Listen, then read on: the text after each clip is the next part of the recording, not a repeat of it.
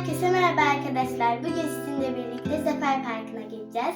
İlk önce size kombinimi göstereceğim. Böyle siyah bir tane tişört var. Bir tane de böyle bordo bir tane kemerli pantolonum var. Bunları giydikten sonra annem veya ablam saçını tarayacak, örecek. Sonra da Zafer Parkı'nda birlikte görüşeceğiz. Bir tane de böyle ayakkabım var. Bunu göstereyim hemen. Siyah beyaz.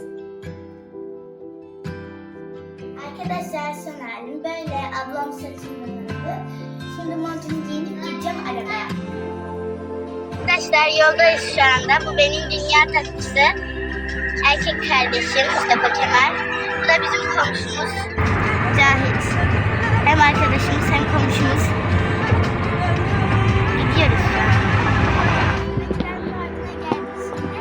Buraya gezip gideceğiz. Zafer.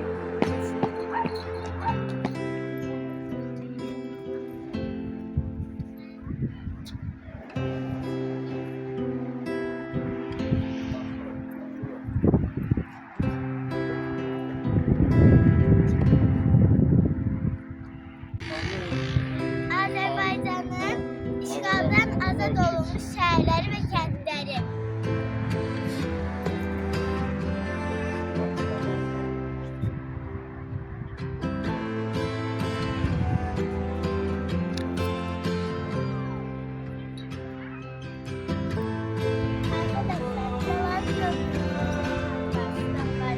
Her şey zamanında Ermenistan ordusuna aitti.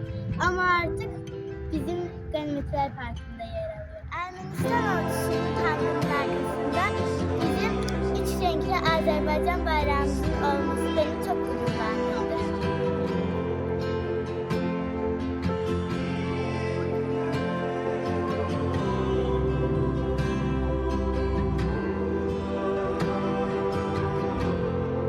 Arkadaşlar burada Ermeni ordusunun ölen askerlerinin botları ve kaskları var. Sen görünce biraz garip kendisi.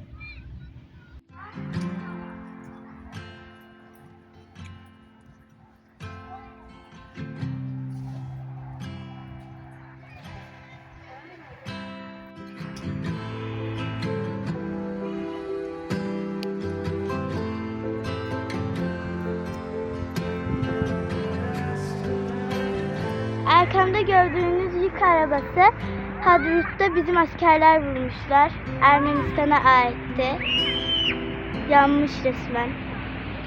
Gebertmişler bizimkiler onları. Ama yani iyi yapmışlar. Bize yaptıkları şeyden sonra mümkün.